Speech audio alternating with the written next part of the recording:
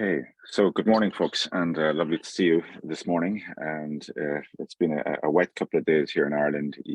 We've been coming out of a rather busy period with St. Patrick's Day, and of course, my condolence to our English colleagues for the positive victory that we had over them in the rugby on last weekend with the Grand Slam. So that was it was a wonderful weekend for all concerned. But as I say, condolences, but not too much in that vein. And I know Mark is here, a hardcore rugby fan as well. So you'll have another crack at it next year, Mark, no doubt.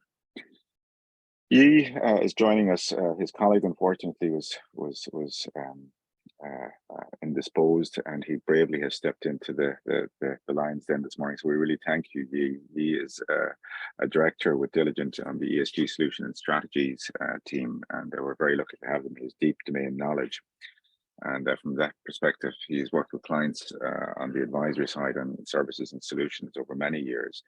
And indeed, I think, it's fair to say in terms of the climate change and sustainability industry, you have a very, very deep domain knowledge, and we're really looking forward to what you're going to share with us this morning. Prior to joining Diligent, as I recall, we were just chatting about you was a strategy consultant with Accenture, as well as in-house for an airline. Of course, we have Ireland is the home to a very big European airline, which we won't mention here this morning. So it's an interesting whole area in terms of that sustainability for airlines and aviation fuel, and how they're going to address that challenge, as we move forward, and particularly as we look at try to hit climate change targets. So for those of you that don't know, the Institute of Management Consultants is the home here in Ireland for the profession. We've been running these masterclasses for a period now, and we're building up that canon of knowledge where we share best practice and up-to-date thinking on various subjects across the metrics that are of interest to management consultants. This particular area has become a mega trend, and we've had one or two sessions in it in the past, and we will continue to do so over the year ahead. But I have to say, it's evolving, and we were just discussing, you and I earlier, some of the particular areas. So that are becoming kind of, I suppose, hotspots within ESG, if you pardon the pun. And we'll have a question and answer session afterwards. So Yi, without any further ado, I'm going to hand it over to you, because it's not me they're here to see, it's you. And we're really looking forward to hearing your presentation. As I said, thank you for stepping into the breach at short notice. Great, thanks Pat, and good morning to you all. And yeah, thanks Pat as well, and RMC for allowing us to share a few thoughts on ESG. So I'll go ahead and share my screen, and and then we can kick off. I guess. Perfect. We can see you there. That's super. Great. Thanks. Yeah. So maybe just a quick few words about Diligent for those who don't know us. So we're essentially a software solution provider, and offering across the span of governance, risk, compliance, and ESG as well. So some few numbers here around where we are in terms of locations.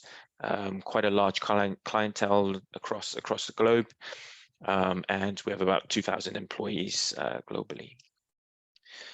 And briefly on what we do, so as I say, we offer particular solutions around boards, providing solution for boards and directors in the company, compliance, risk strategy, and lately in the last couple of years around ESG. So I think what we like to do is integrate all of that and provide companies with the most complete package around these offerings.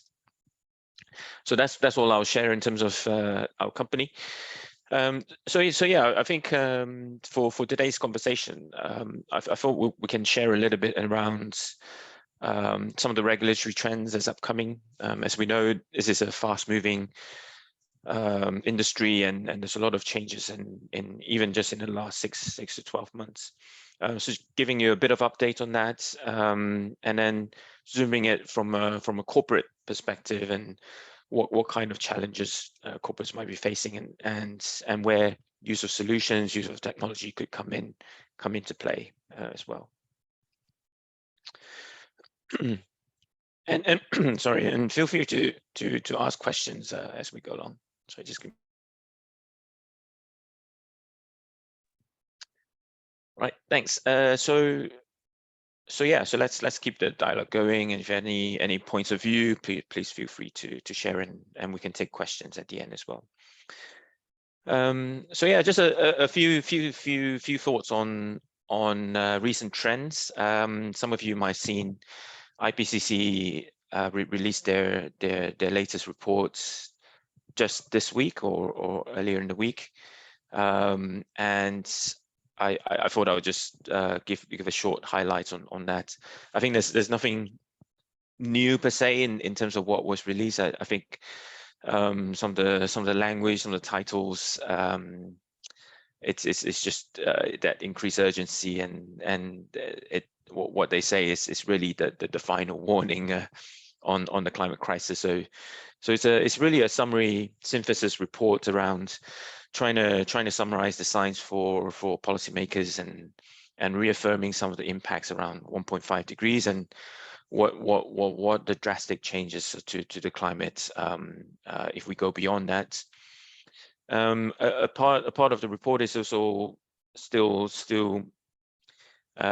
basically giving some views in terms of the pace of change is still not quite there yet. The commitments are not quite there yet, but there is a positive spin to it. There is hope, they say, in terms of technologies and initiatives that's being put out there.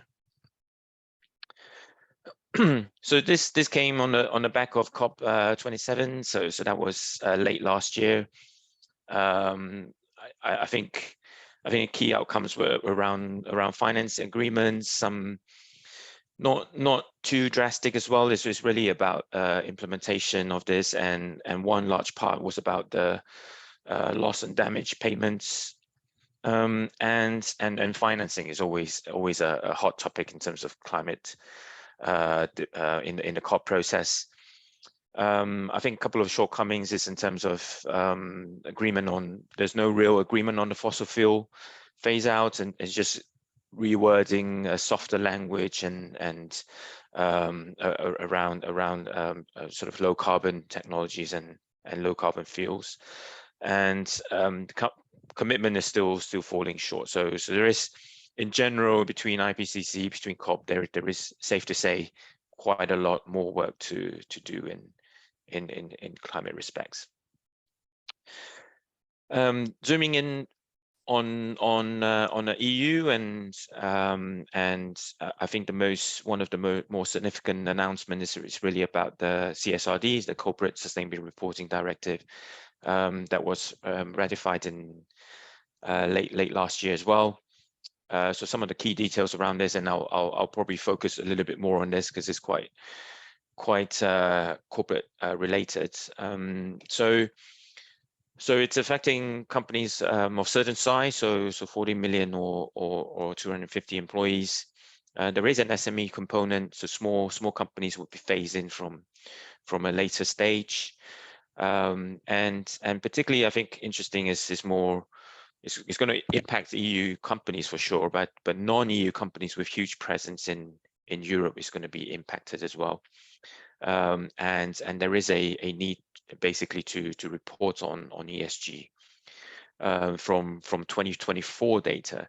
So I think if you work that backwards, it really means we need to be, companies need to start to put in place the right technology, right processes, operating model by this year, essentially, to enable the data to be captured next year.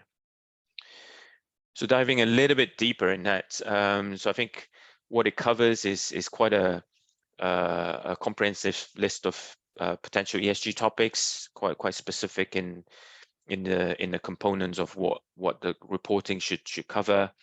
They're working on finalizing the the standards, but there's clear guidelines in terms of aligning to global reporting standards, not trying to reinvent a lot of what's been already out there.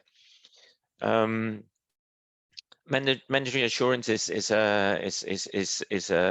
needed. So So a lot of issues has always in the past around ESG reports has been inconsistencies, different corporates reporting different things, and so really the verification part is going to be quite important.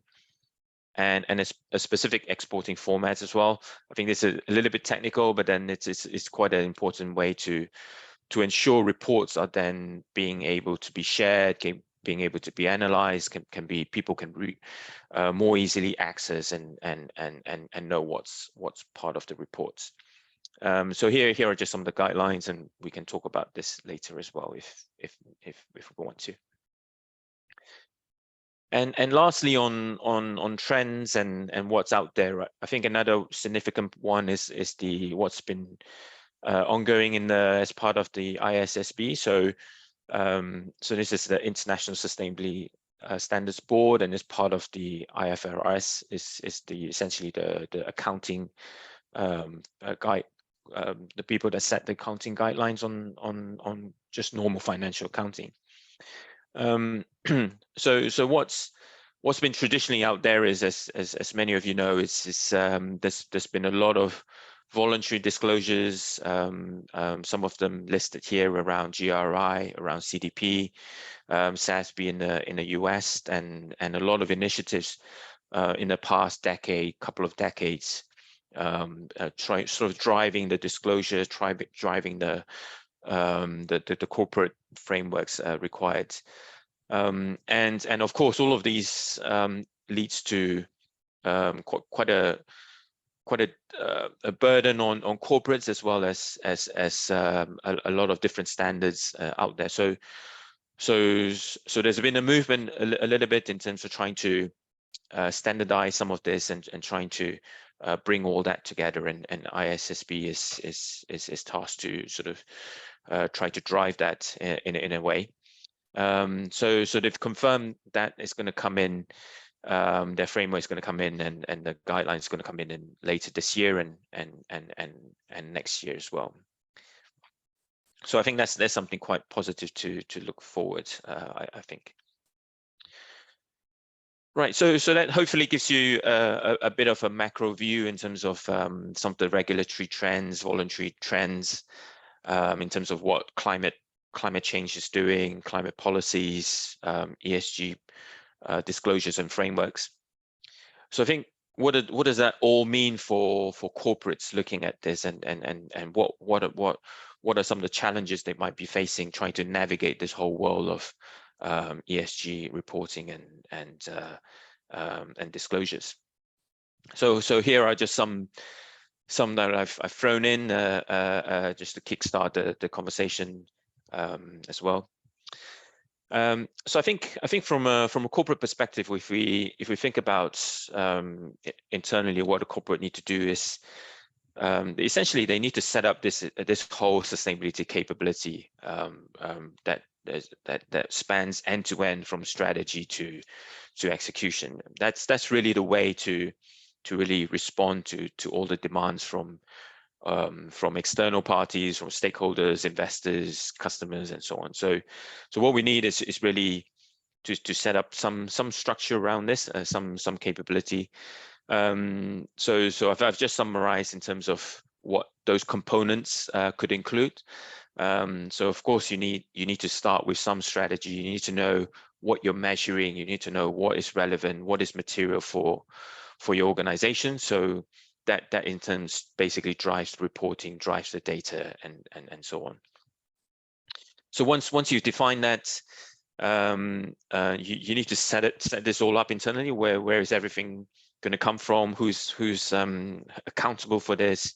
What processes do you need to put in place for the data, for the reporting, and so on. And then what kind of capabilities, what kind of tools, what kind of solution could essentially help with some of these tasks as well. And then finally, you need some process around driving that insights, driving that reporting, ensuring you meet your targets in terms of reflecting the strategy and so on. These are not standalone, and there's typically a revolving review and refine process in terms of fine-tuning that, keeping up to date with policies, keeping up to date with developments, and so on. So I think if we summarize it in terms of some of the challenges corporates might be facing, there's probably 2 or 3, maybe more. The first is around understanding what is important for organization, and if you're new to ESG, what sort of things you need to look at, and trying to set that strategy. Data is something I'll focus a little bit more, because I think it's really all about trying to set that up, trying to gather those data across ESG, and then how do you navigate these reporting frameworks as we've talked about. So just to focus a bit on the data side, as we've talked about, the trend effectively is that there's going to be more and more data requirements, data needs from all of these disclosures and regulations. So you're going to have to report more. Essentially, you're going to have more metrics to capture. The focus is also broader now. We used to be more about carbon emissions. Now everything from social slavery metrics and modern slavery and all environmental diversity. Everything is now a part of this ESG focus, and so you have to look at more broadly around the topic, and finally also not just the topic itself, but going deeper into the topic. So things like scope 3 and value chain emissions is going to be more important as well. So in general, you basically have to be looking at more and more data. And all that data is quite a complex task to gather. Data doesn't just sit in one place within an organization. It cuts across many different systems, many different business units. So basically you have to put in place quite a strong process in terms of how you gather that. Data is also not just internal; it's external. You need to look at third party. You need to collect the suppliers, and if you have different entities within your organization, subsidiaries, that just amplifies and multiply even further. And lastly, on data, the other thing is about, it's not just a collation process. It's also about the integrity. It's about the consistency after you collect it. How does that gets reported in different frameworks? How does that is being calculated? Emissions are calculated, and so on. So that end-to-end look at data in terms of ESG is going to be quite important, because as we said earlier, a lot of these regulations now, you need to validate, and you need to essentially verify a lot of these data as well. So you need that process in place. Yeah, so I think that's all I wanted to share in terms of challenges, typical challenges corporates might face. So in summary, it's about setting up that process, setting up in place that strategy to execution in terms of sustainability, what sort of metrics you should be collecting, what data, how that data is collected, and also reporting. Maybe a quick pause here in case anyone has any quick points or questions, and then I'll Yeah, that's really interesting, and thank you. I mean, it's just such a broad church here with so much kind of data points to kind of consider. I mean, it looks difficult to keep up with all this regulatory change that's coming at us, and I mean, with many more coming down the line, not to mention CSRD, which is probably the big boy kind of about to hit us in terms of compliance and regulation. Are there any efforts to consolidate and maybe minimize the reporting that companies are required to do in the future? Where do you see that going? Yeah, I think so. I think when I talk to our clients, whether in my current role or in my previously in advisory role, it's the sustainability team is always overburdened with all these reporting requirements, and it's not something they typically want to spend a lot of time to do as well, right? I think if you speak to any sustainability practitioner, they see this as always a burden in terms of complying to one standard like CDP, complying to SASB and regulations and so on. So yeah, I think what ISSB is trying to do in terms of at least standardize some of the reporting structures, standardize some of the metrics or requirements.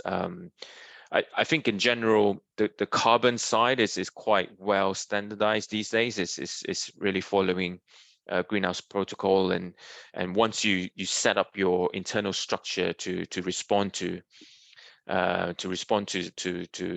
the carbon side of equation in terms of how you set it out, that can really be applied, and you can take that and respond to your regulation quite quickly. So I see as two sides. One is regulation and disclosure, trying to essentially streamline and trying to consolidate in that level. But in terms internally, what companies can do is also trying to put everything in place, trying to standardize internally as well, and that should really help make everything easier ultimately. Okay. I see a question from Sean there. I mean, he's making the point about white certs, for example, and going back a little bit, and that kind of false stone that occurred with white certs in terms of monetizing carbon kind of savings and so on. And for organizations who are commercially focused, where do you see the opportunity in terms of, I suppose, harvesting that data and monetizing it in terms of carbon credits and so on? That is, where do you see that kind of growing or going, or where do you see it now? I mean, there's a lot of questions we keep getting from organizations. How can we monetize this data?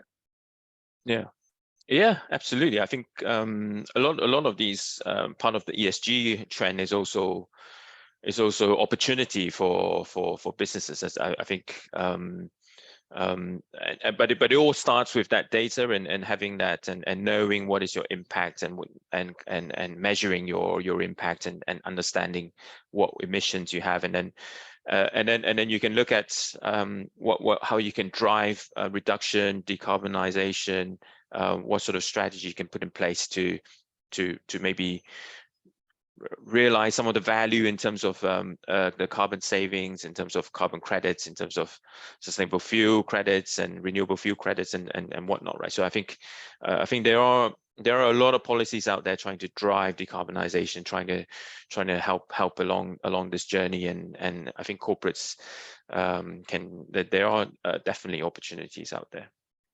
And just to that point, he's asked in terms of, clearly there's a the whole data set, it looks to be very daunting. And I mean, what in your view would be some of the ways to make that kind of collection more efficient? Or are there ways of making it more efficient? Because it's just the size, scope and scale of it, it's enormous. So how do you, make that more efficient from an administration point of view? Yeah, I think this might be a segue into the last section, which is I think a lot of corporates now, you need to look at some form of solution, some sort of technology to really help with this. I think because there is going to be that volume of data is going to be sitting in many places, and the traditional more initial ways of trying to capture that data in emails, in spreadsheets, just is going to have limitations and in that sense. So I think it's you'll find corporates trying to leverage a lot more technology, and I mean we were just chatting about earlier in terms of how that is changing very quickly, and there's so many solutions out there already, and I think that those was where we all start, and then there's many ways you can automate things and effectively trying to spend less time trying to gather those information. So I think that's what I'll touch on shortly. Well, maybe we'll let you proceed then on that basis, as that seems to be a natural kind of segue into that. Great, and yeah, let's come back to more discussion. Thanks for that for the moment, Pat. Yeah, so I think as we say, it can seem quite daunting in terms of for corporates, especially those starting out, and you have all these frameworks out there, all these requirements, all these data points to now that you have to collect, and so here are just some ideas to share in terms of where I think software and technology and solution could really help, and for you to think about. And I think there's probably 3 or 4 features and functionalities that every solution, every software will basically help with. One is really helping to provide the insights and analytics to drive strategy development. So this is about giving you insights around what is material, what other industry or peers are doing. And the big one is really about the streamlining and automating that data collection and management aspect. So giving you the tools to basically manage data, sending reminders, ensuring data completeness and checks and whatnot. The GHG calculation part is also you can lift a huge burden in using a solution as well, because often this solution comes with inbuilt calculators and emission factors and so on that can just automate that process and make it a lot quicker and a lot more accurate as well. And then lastly on the report writing, I mean, there's as we say, there are a lot of frameworks out there. So what are some tools, some collaborative tools we can utilize for those as well? So I think these are some of the ways using a solution can help navigate, can help this whole reporting process. So it doesn't seem that difficult for corporates. And just building on the data side, and I won't sort of dwell too much in this. It's really about data, automating those data requests, making sure you have all the data there, data anomalies. A lot of things about data is really about the errors, the inaccuracies, and so on. So making sure those tools are there to help with this. So just some examples. I show you the as-is process before in terms of having lots of spreadsheets, lots of manual processes. So the potential view of that is you can definitely automate a lot. You have technology now that technology talking to technology through APIs, connections, surveys, direct readings, bulk uploads, and all of that. So I think there's so many ways you can make your data collection a lot easier and putting it all in one place, and rather than having it sit into multiple versions and so on. And just on the reporting side, just to finish off, I think one of the difficulty with reporting is really about the different types of templates and having all the different regulations and so on to adhere to. So a lot of these solutions, what they come is a package of already defined, already set out templates that you can really utilize more easily as well. So that really helps you to say, if you want to respond to CDP, for example, here are the set of questions, here are the data you need to use, and you can just go ahead doing that. If you want to report to CSRD, these are the set of frameworks you can just easily provide as well. So there's a lot of guidance in terms of reporting. So instead of having multiple Word documents, you can make that a lot easier. So who are these solution providers? Just to give you a sense, it's definitely a up and coming industry as well. There's a lot of new players, a lot of traditional technology companies as well. So So just to give you a few sense of who some of these people are, and feel free to explore further as well. This is by no means exhaustive. There's probably 100 out there, I think. But yeah, but I think there's a few, just to cover a couple of observations in the industry. I class some of these as kind of the traditional experience, very niche players. So you have the likes of some of these companies here. Interesting enough, many of them has been acquired by larger organization as well. So these companies have been around for 10, 15, 20 years, providing these solution, so it's quite a tried and tested, I would say, in terms of what they offer and how they've been set up. The large tech firms are obviously increasingly in this space as well. People like Salesforce, Microsoft, Google, ESG, climate change is a hot topic with these companies as well, and they're trying to build solution accordingly for their clients as well. I think the advantage is that a lot of clients use these solutions already, so it's really a highly integrated solution that they can put in place. And we're also seeing a whole wave of new players in the last 3 years in this space as well. Some of them listed here that they essentially I think they come with quite a blank slate, if you like. So they really been developing a lot of very interesting, very unique solution in the market in terms of capabilities around analytics, scenarios, and so on. So and industry focus as well. So I think some of these are and very nice interfaces and solutions. So those are kind of the tech companies. But I think the consulting world is also trying to enhance their offering and trying to partner with a lot of these solution providers, and also acquiring a lot of these as well. So yeah, a busy space, definitely, and take your time to explore and see what fits for your organization, I think. So yeah, so just to wrap it up and finish, and it would be great to get some thoughts and reactions and discussion from your side as well. So I think probably a couple of takeaways, quick takeaways. I think from for corporates coming into this year, next year, is really starting with understanding that exposure in terms of what is required from your perspective, CSRD, SEC in the US, and many more out there.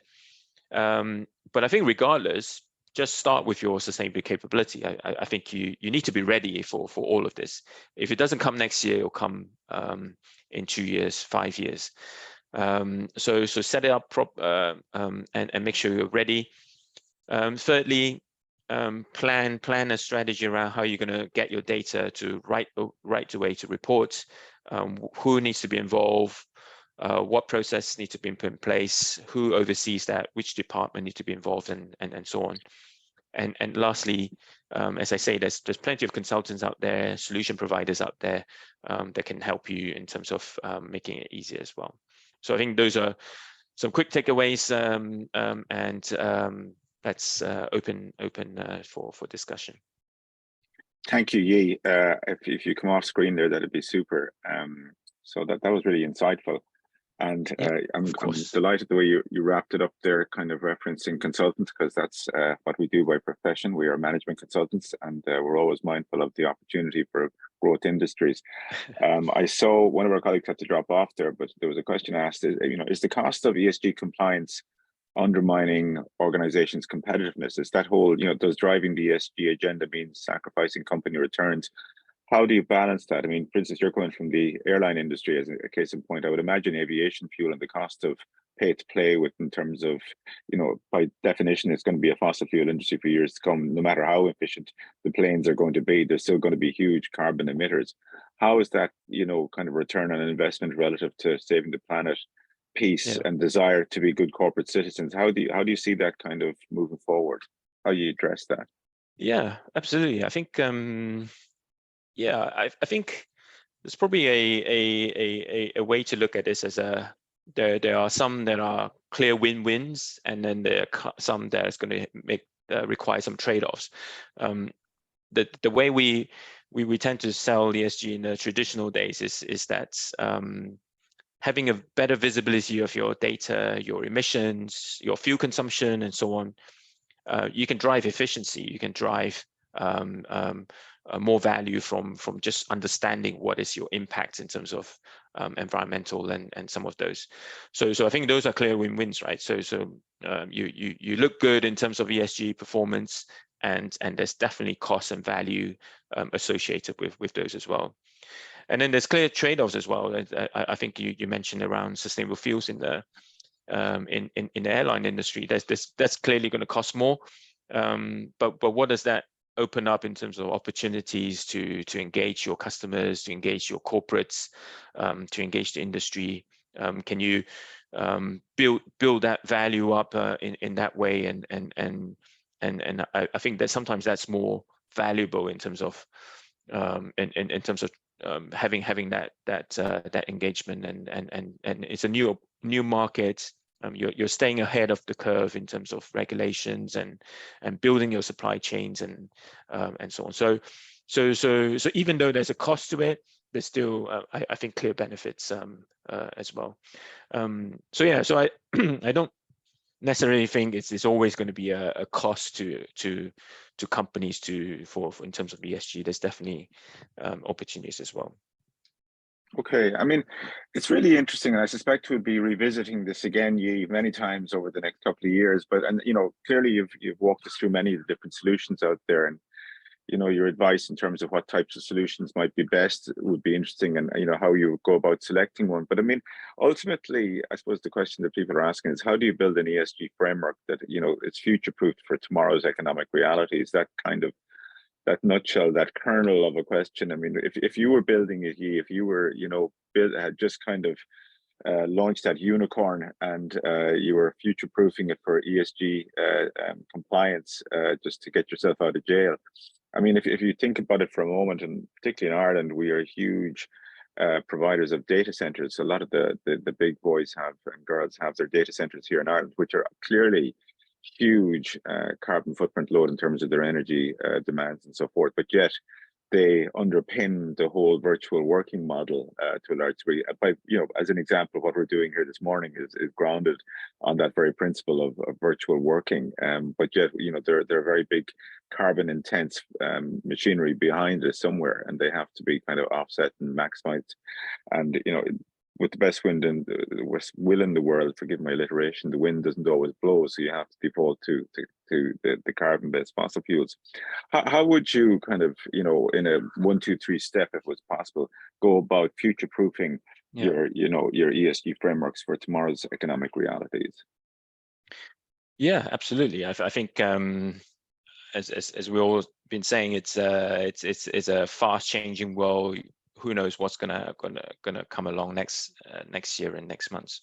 So yeah, so I think in this case, to me, the trend is very clear that in terms of where the world is heading, where companies' expectation on companies needs to be, and all these discussion around net zero, around 1.5 degrees, and so on. So I don't think that pressure is going to change anytime soon. There's not like something going to come along and say, oh yeah, you don't have to worry about ESG anymore. So I think the trend is clear.